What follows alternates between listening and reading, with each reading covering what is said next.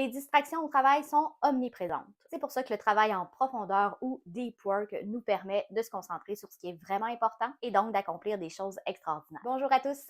Alors aujourd'hui, je vous parle de la lecture de Deep Work que j'ai faite récemment qui nous permet en fait de se concentrer et de prendre conscience que le travail en profondeur, ça peut nous permettre d'accomplir des tâches vraiment complexes en un minimum de temps, ce qu'on apprécie toujours. Alors le travail en profondeur, en fait, c'est l'état d'esprit dans lequel on est quand on est vraiment concentré, plongé dans une tâche, dans un dossier, par exemple. Cet état-là de concentration très profond, en fait, nous amène toujours plus loin, nous amène à pouvoir dépasser un peu nos raisonnements primaires, si je pourrais dire, qui sont faciles à faire, que tout le monde peut faire, et donc nous amène à cette étape-là supplémentaire où notre réflexion est plus en profondeur, plus analytique. C'est donc des choses qui sont un petit peu plus difficiles à reproduire, mais qui créent généralement beaucoup de valeur pour notre organisation. Selon l'auteur Cal Newport, en fait, il y a 4 types de travail en profondeur qu'on peut réaliser. Il y a l'espèce de travail de moine où est-ce qu'on s'en va dans le bois, pas de connexion Internet pendant X temps et on passe tout ce temps-là dans notre travail en profondeur, loin de tous réseaux sociaux ou de toute distraction. Il y a aussi le mode bimodal, donc qui est plus une formule journée complète sans interruption. Donc, on va être dans notre petite bulle toute la journée où est-ce qu'il y aura encore une fois pas d'Internet à ce moment-là. Pas de connexion aux réseaux sociaux, pas personne autour de nous. Donc, le mode, en fait, qui semble le plus pertinent pour la plupart des gens, en fait, c'est le mode rythmique, qui ressemble un peu étrangement au bloc de temps. Donc, on va se dédier, en fait, une partie, un certain nombre d'heures, par exemple, de 9 à 11 ou de 9 à midi ou de 9 à 10 en mode travail en profondeur. Il y a un quatrième mode qui est le mode dit journalistique qui, lui, dit dès que tu as un peu de temps, tu tombes en mode travail en profondeur. Il est un petit peu plus difficile à mettre en place celui-là, à moins qu'on maîtrise déjà généralement la capacité de concentration et de plonger rapidement dans un travail de très concentré. Donc, c'est pas nécessairement la stratégie qui est la plus prônée au niveau de l'auteur. L'auteur va aussi s'attarder sur la création d'un environnement propice au travail en profondeur, l'espèce d'être dans notre bulle. Donc, on va être dans un lieu qui est calme. On peut avoir des écouteurs anti-bruit si on est dans un environnement que c'est plus difficile d'avoir le calme, ou une musique douce à la limite sans paroles, parce que sinon notre cerveau va vouloir écouter les paroles. Donc, simplement une musique d'ambiance à ce moment-là. On va aussi généralement informer nos collègues si on est dans un milieu de bureau qu'on s'en va dans une période de travail en profondeur. Donc, le ne pas déranger sur la porte va être très pertinent à ce moment-là. Et les écouteurs anti-bruit vont quand même être pertinents si vous êtes en open space. Ça va être d'autant plus difficile d'être en travail en profondeur. Donc, de vraiment aviser votre équipe, les écouteurs, la petite pancarte ne pas déranger sur votre bureau, ça va être des stratégies à mettre en place. Et finalement, pour diminuer en fait la friction de se plonger en travail en profondeur, donc dans cette concentration-là, ça va être de ritualiser en fait le plus possible nos étapes, un petit peu comme une routine d'avance coucher ou une routine du matin. Donc, on va ritualiser la petite partie ou la situation pour faciliter en fait de glisser dans cet état de concentration extrême là. Pour ce faire, on va prédéterminer en fait où et combien de temps généralement on va être en travail en profondeur. Ici, celui-ci peut être régulier dans le temps, peut-être tous les mardis de 9h à midi par exemple. Ça va faciliter aussi cette routine-là, ce rituel-là de création. On va aussi se déterminer un petit peu des objectifs pendant cette période-là, qu'est-ce qu'on veut accomplir. Donc, par exemple, combien de mots je voudrais faire si je suis en train de faire une rédaction. Combien de pages de rapports annuels je voudrais remplir aujourd'hui. Donc, c'est le genre de choses qui va être aussi utile parce que notre cerveau, il ne se questionnera pas à savoir, est-ce que j'en ai fait assez aujourd'hui? Est-ce que j'ai été assez en profondeur dans mon travail? Donc, de l'avoir déterminé avant, notre cerveau, il n'a pas à se préoccuper de ça et ça nous permet d'être plus concentré sur la tâche en soi que sur le contexte de la tâche à ce moment-là. On va aussi prévoir à l'avance les besoins qu'on pourrait avoir pendant notre période de travail en profondeur. Donc, par exemple, si vous voulez un café pendant votre période de travail, le préparer à l'avance. Si vous avez besoin d'air frais, ouvrir la fenêtre, peut-être avoir une collation sous la main au besoin. Donc, de prévoir ces petites choses-là, ça va aussi vous permettre de ne pas avoir à vous lever, aller faire quelque chose, puis de revenir après. On sait, les interruptions, c'est généralement ce qui prend le plus de temps.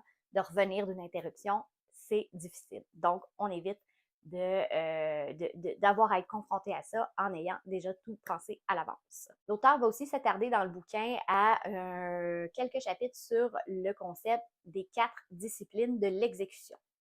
Donc, 4 grands éléments qui nous permettent de faire du travail en profondeur. Le premier élément, c'est se concentrer sur l'essentiel ou encore sur l'objectif principal. Donc, ce qu'on dit ici, c'est un petit nombre d'objectifs vont permettre de plus grands résultats. Donc, évidemment, si on tire partout, ben oui, on va atteindre des cibles, mais ça ne sera peut-être pas les bonnes cibles à ce moment-là. Donc, d'avoir déterminé c'est quoi nos objectifs, qu'est-ce qui est essentiel, qu'est-ce que je veux réaliser pendant cette période-là et de savoir clairement, dans le fond, c'est quoi mon objectif va me permettre d'être plus concentré, d'être plus focalisé sur l'objectif à atteindre. Le deuxième élément, selon lui, des 4 disciplines de l'exécution, c'est d'avoir des indicateurs stratégiques et non des indicateurs de résultats. Vous savez ce qu'est un indicateur de résultat. En fait, c'est ce qu'on veut atteindre au bout de la ligne. Par exemple, avoir rédigé le rapport annuel. C'est un résultat qu'on attend. Donc, quand on a un indicateur de résultat, ce que l'auteur dit, c'est que souvent, on va se rendre compte que ça ne marche pas ou que ça accroche une fois que le résultat est sorti. Donc, il est un peu trop tard pour réagir à ce moment-là. Tandis que si on a des indicateurs stratégiques à la place, ces indicateurs-là, en fait, sont plus au niveau du système qu'on a autour de l'objectif principal qui nous permet de l'atteindre. Donc, en ayant des indicateurs stratégiques, comme par exemple combien d'heures j'ai passé en travail en profondeur, ou encore combien d'heures j'ai réfléchi sur l'organisation. Donc, si par exemple, je me rends compte que je voulais travailler sur l'organisation et que finalement, au courant de la semaine, je n'ai fait que 2 heures dans toute ma semaine, puis j'aspirais à plus. Donc, ici, on va se concentrer vraiment sur le système autour. Qu'est-ce que je peux mettre en place pour favoriser que la semaine prochaine, je vais pouvoir travailler plus d'heures sur ce que je veux faire en profondeur. Troisième élément, compter les points. Donc, on sait quand on rend visible nos résultats ou notre travail, c'est plus encourageant puis plus motivant de poursuivre par la suite. Donc, si par exemple, sur un calendrier papier que j'aurai sur mon bureau, je peux cocher les journées où je considère que j'ai fait du travail en profondeur pendant un certain temps prédéterminé, ben de voir les petits crochets, ça me permet de m'encourager que hey, ça a bien été cette semaine, je l'ai fait beaucoup. Et ça nous encourage aussi à ne pas briser la chaîne, qui était une des stratégies en fait qu'on voyait aussi dans Atomic Habits. Donc, ça nous empêche, en fait, on ne veut pas briser la chaîne de belles réussites qu'on a fait. Donc, on va être plus motivé à poursuivre à ce moment-là, à chaque jour. Et le quatrième élément des 4 disciplines de l'exécution, c'est d'avoir une fréquence de vérification. Donc, ça, c'est le côté, une fois par semaine, ben, je prends un certain temps juste pour analyser ma semaine dernière. Qu'est-ce que j'ai réalisé? Est-ce que j'ai atteint mes objectifs? Est-ce que j'ai mis en place ce qu'il fallait pour mes indicateurs stratégiques? Donc, pour pouvoir corriger le tir pour la semaine suivante, évidemment. Ce bilan-là hebdomadaire, en fait, nous permet de comprendre qu'est-ce qui a bien marché, qu'est-ce qui a moins bien marché et nous permet, là, comme je le disais, de corriger le tir. Et là, vous allez comprendre pourquoi j'ai quand même bien apprécié ce bouquin-là. En fait, c'est que l'auteur dit que une des façons les plus stratégiques, en fait, de faire du travail en profondeur et donc d'être super concentré sur un dossier, c'est d'utiliser un mix de la technique de time blocking et de l'analyse Pareto. Analyse Pareto qui dit en fait que 20% de nos actions vont apporter 80% de résultats, donc de se focaliser sur le 20% qui a de l'impact. Donc, ce qui nous suggère en fait, c'est d'identifier évidemment les objectifs les plus importants, donc en fonction de l'analyse Pareto. D'ailleurs, de clarifier en fait nos choix va nous amener à faciliter la prise de décision par rapport à comment utiliser notre temps.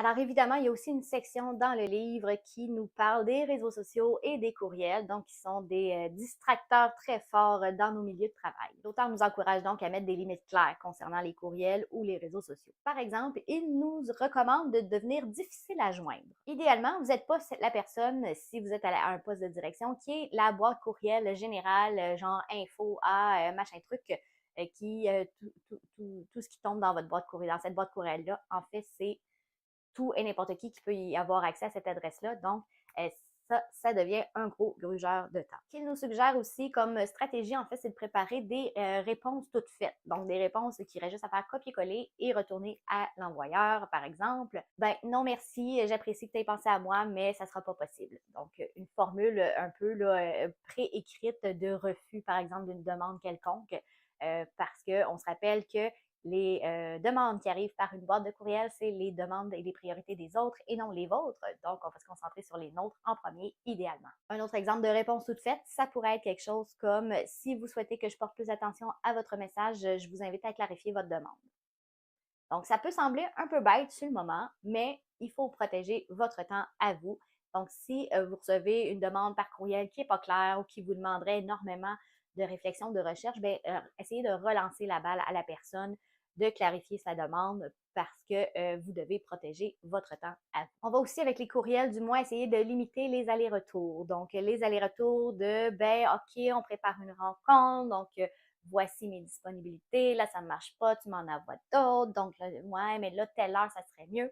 Donc, évidemment, là, il y a les formats Doodle là, qui facilitent un peu cet aller-retour-là, mais on va limiter le plus possible ce genre de courriel-là parce que nous, on n'aime pas ça quand ça prend 12 messages pour séduire une réunion, les autres non plus. Donc, on va déjà donner l'exemple, je dirais, en limitant ces genres de courriels-là. Aussi, est-ce que ça vous est déjà arrivé que quelqu'un vous demande « Hey, peux-tu me rappeler tout ce qu'on s'était dit sur cette réunion-là, par exemple? » Surtout dans un courriel, ça peut être long de taper ou tout ça, là, la réponse. Donc, ce que l'auteur nous suggère, c'est de renvoyer encore une fois la balle à la personne qui nous contacte en lui disant, ben, dis-moi ce que toi tu te rappelles, je vais mettre ça dans un document, je vais compléter avec mes infos, puis je te le retourne. Et la dernière section du livre, en fait, ce qu'il nous invite à faire, c'est prendre soin de son bien-être. Entre autres, là-dedans, il dit de terminer notre journée à heure fixe. Donc, ça peut être 5 heures, ça peut être 4 heures, ça peut être 3 heures et demie, en autant que ça soit une heure fixe le plus possible à tous les jours. Donc, d'éviter d'avoir des journées où est-ce qu'on finit très tôt, d'autres journées très tard. Ça l'aide notre bien-être, notre routine aussi. Ça facilite notre vie personnelle à côté. Donc, de finir toujours à la même heure, c'est une stratégie vraiment importante pour l'auteur. D'ailleurs, il appelle ça la productivité à heure fixe. Ce concept-là, en fait, ce qu'il dit, c'est que vu que vous voulez finir à 5 heures ou à 4 heures, peu importe, ben, vous allez choisir vos tâches en fonction de, ben, je veux finir à 4 heures aujourd'hui. Je finis à 4 heures, moi, le travail, par exemple, ou à 5 heures. Donc, on va mieux prioriser, je dirais en fait, notre gestion de temps à ce moment-là et être capable de plus facilement mettre nos limites, ce qui a un impact évidemment non seulement sur notre bien-être du moment, mais aussi qui nous facilite la vie en général parce que quand on apprend à mettre ses limites à un niveau, ben ça se transpose bien à d'autres niveaux, évidemment. Au courant de la journée, il nous suggère aussi de prendre des pauses régulières. Donc, si on utilise le time blocking, on prévoit nos pauses dans la journée. Oui, oui. Et de déconnecter après notre journée de travail. Donc, une fois qu'on a quitté le travail à 5 heures ou à 4 heures ou à 4 heures et demie, ben, nos courriels, on les regarde plus. La fin de semaine, nos courriels, on les regarde pas. Alors, pour d'autres résumés de lecture que j'ai fait par le passé, il y en a plein sur ma chaîne. Je vous invite à les regarder. Il y en a plusieurs dans le même genre qui sont très intéressantes aussi et que je vous recommande sincèrement.